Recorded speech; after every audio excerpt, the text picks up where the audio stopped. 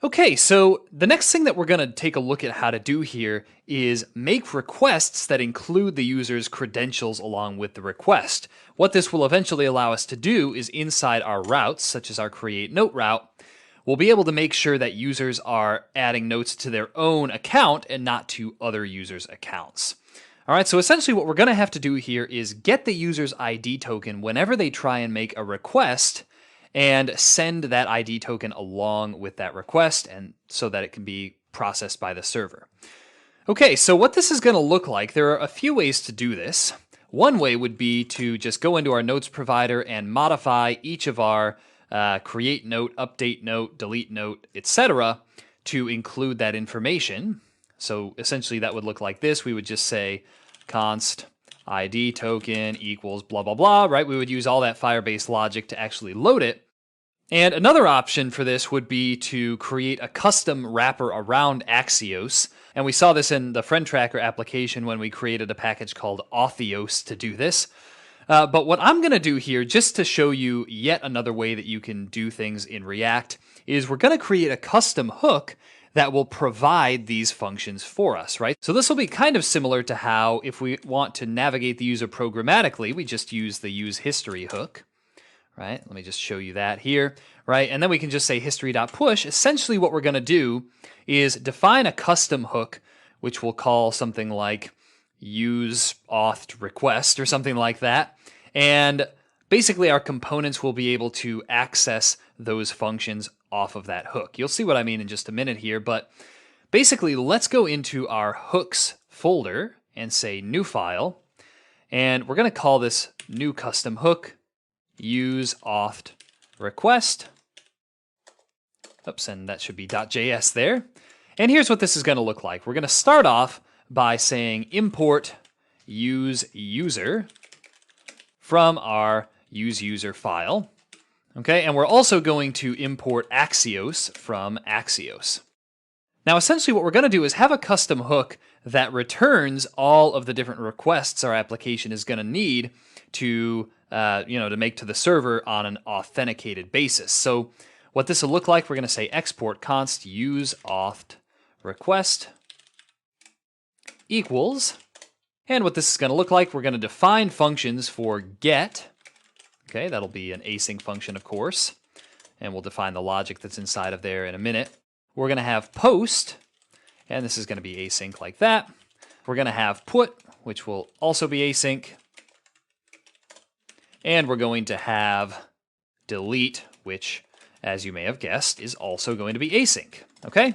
So what each of these functions here is going to do is it's going to automatically include the user's ID token when it makes a request. So, and actually we need to name this something other than delete because delete is a reserved keyword in JavaScript. So we'll just call it del for short, kind of our nickname for the delete request, I suppose. But once we've actually implemented all of these, we're going to say return, get, post, put, and delete. And that will make those functions accessible to whatever component uses this hook. All right, and also in this hook, we're going to have to get the user by saying const user equals use user. And we're going to end up using this thing to get the ID token of the user when that happens.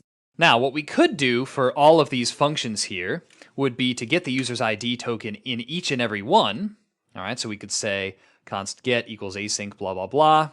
And that would look like this. We could say const token equals await user dot get ID token.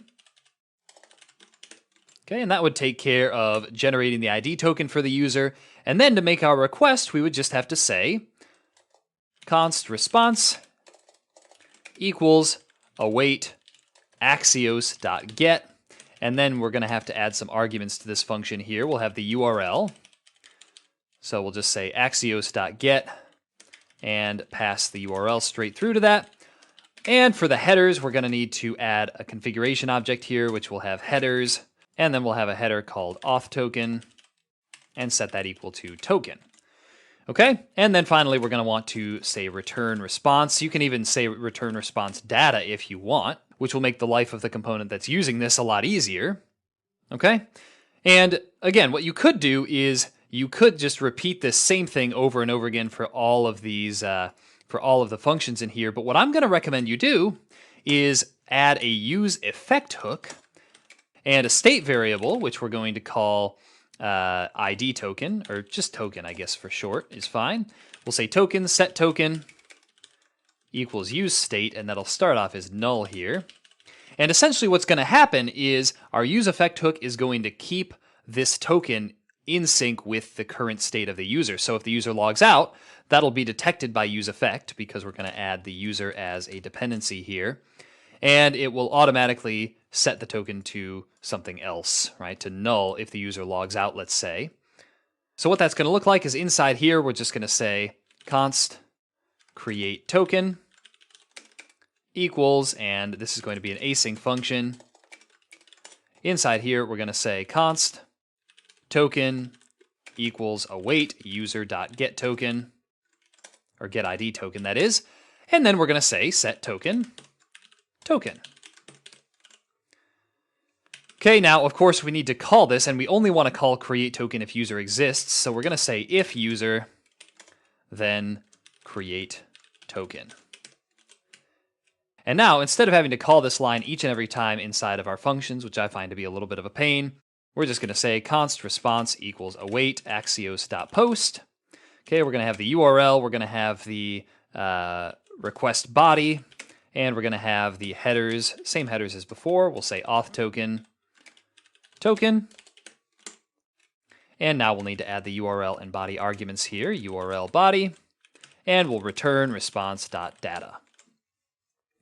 Okay, so now it's just going to be the same thing for put and delete. For put, we can just copy and paste this and change this to axios.put. That's pretty much all we need to do there. And for delete, we're going to copy our get. All right, we're going to add a URL argument here, and that should be all we need to do. Oh, one last thing for put, we need to actually add URL and body arguments to the function as well. Cool, so that's our use auth request custom hook. So let's take a look at how to actually use this thing inside a component. Seeing as though our notes provider, which you can find inside of here, is currently doing all of the loading and stuff for our notes, what we're going to do is just convert this component over to use that custom hook that we defined. So let's import that custom hook. We're going to say import use auth request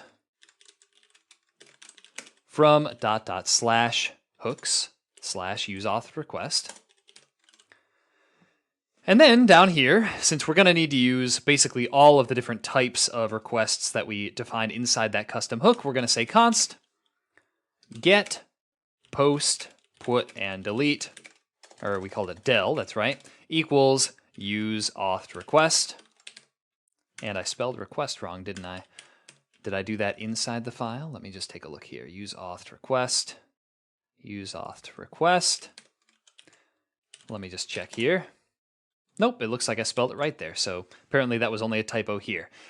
Cool, so now all we have to do is use these instead of the corresponding Axios functions, and just to show us where those are. So what I'm going to do is delete this import, and then we can go down here and say await.get, or not even .get, just get, because that is our new function. And we also don't need response data either. We can just say const notes equals await get user blah blah blah, because remember we took care of the response.data thing inside each of those functions. So we'll say set notes to notes. We don't need to log anything out there, and that's all we need to do. Okay, so for our create note now, this is going to change from await axios.post to await post. And again, we don't need response data. We're going to say const new note equals await post. We can delete this thing here. And that's it for create note. For update note, we're going to change this to await put. We're going to say const updated note equals await put, blah, blah, blah. We can delete this other updated note line. And finally, for delete note, we're going to say await del. And we don't need to really delete anything there because we weren't using the response anyway. All right, so let's see if all of this stuff is working so far. It should, but we might have to make one or two tweaks in order to get it to work. Sure enough, we have use state is not defined inside our use auth request. There's always something that we miss. So use auth request, we're going to import use state along with use effect. And let's see if that works now.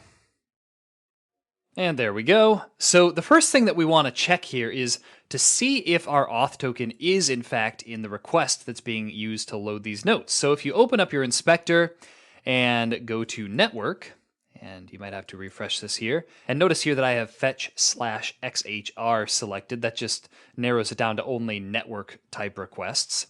Makes it a little easier to find what we're looking for here. So if we click on notes, right, this is the GET request that we're sending to our server in order to load the notes for our user. So what we can do now, what we should be able to see if we go down to the request headers is the auth token. And actually, we see that the auth token is null. Now, I'm not going to lie, this took me a little while to figure out why it was happening when I first wrote this code. So what I'm going to do now is show you what is causing this. So if we go back to where we're creating our useAuthRequest custom hook, notice that when we create each of these functions here, these function definitions will change as this token variable changes. So in other words, the first time this useAuthRequest custom hook is called, right? The first time that our notes provider gets the get, post, put, and delete functions out of there, if the token is null, which is its starting value, so that's a definite possibility, then at least for our get function here, it's going to stay that way because we haven't actually added get to our dependencies for our useEffect thing, right? So this function can change here, but according to our useEffect right now, we're not actually looking out for changes. So the first thing we have to do here is say get and add that to our dependencies. And this is going to cause another interesting problem. And you can see that if we go here and if you have your network tab open, you're going to see that it's continually making requests to the notes endpoint over and over and over again. Now, the reason that this is happening, and let's just remove that so that we can stop that for the time being. The reason that this is happening is that in React, and I believe we talked about this a long time ago when we talked about performance in React. But in React, when React checks to see if two values are equal, right, as it does when we add a value to the dependencies of our useEffect here, if that thing is something like a function or an object like get is, well, what we're doing inside useAuthRequest is every time something updates in here, we're creating a completely new function. And since no two functions are ever going to be equal to each other in React or in JavaScript, that's causing this thing to re-render and re-render and re-render infinitely because every time anything changes here, a completely new function that from the point of view of JavaScript is not equal to the previous one is created. That causes notes provider to load again, and so on and so forth, right? It just creates a loop for us. So what we have to do to prevent this is we have to use a hook that we haven't seen yet called useCallback. I don't think we've seen it yet anyway. Maybe I talked about it earlier. And all we have to do here is wrap our functions that we're returning in this useCallback thing. And what this will do is make sure that if a function hasn't actually changed, we don't end up creating a completely new function with the same signature that causes an infinite loop in React. Now, useCallback, like useEffect, has to take an array of dependencies. So the main dependency for this one is going to be this token state. So we're just going to add that. We're going to say token, and we're going to do the same thing now for post. We're going to say useCallback. Okay, we're going to add the token as a dependency, so array token. And we're going to do the same thing for put and delete, so we'll say useCallback async token, and same thing for delete, useCallback token. All right, and one last thing that we're going to do here is we're going to return another variable from this useAuthRequest function, which we'll call something like isReady. Okay. Now, basically, what the notes provider is going to do is it's going to look at this thing before using one of these functions to make a request to make sure that we're actually ready to call those functions with this token. Because if the token's null, we already saw what would be the case. So back in our notes provider, we're just going to add isReady from our useAuthRequest, and now we just need to set a state variable inside of here. We'll say const isReady and set isReady equals useState, and that'll be false initially. And then down here we'll say set isReady to true.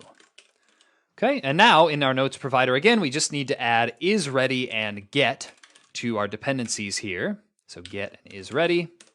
And then we're going to check if the user exists and we're ready to load.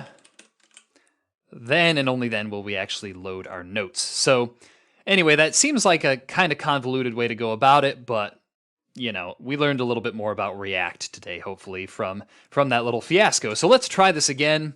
We're going to refresh our application. There we go. And we can see now if we open up our notes request that our notes request has this auth token header on it under request headers, okay? So the next thing that we're going to do now is we're just going to check and make sure that this works on the rest of the operations. We're going to, well here, I should actually probably leave that open so that we can make sure the token is on all of them. You never know. So let's try creating a new note. We'll say something like create a custom hook, and we'll click on create.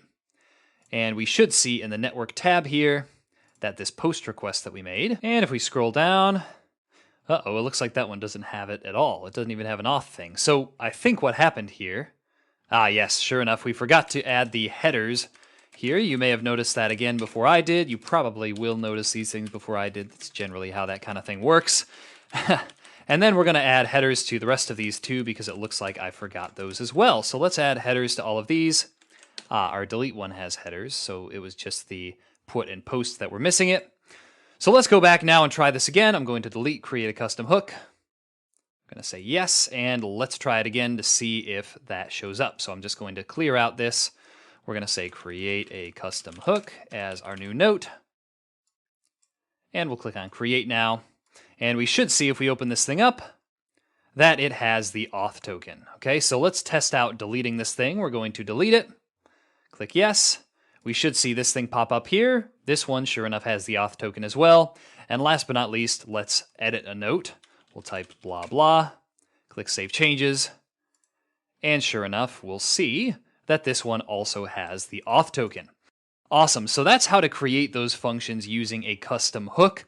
You may have found that this way was a little bit more complicated than what we were doing before, and part of the reason for this is that the notes provider is on the outer part of our application, right? It's outside any individual page. So while there are pages where, we know that if a user is on that page, they must be authenticated, we don't actually know that from inside our notes provider, which is why we have to do weird stuff like have this isReady thing and check if the user exists before doing anything. So anyway, I hope that this has been informative for you, and I'd like to thank you for viewing.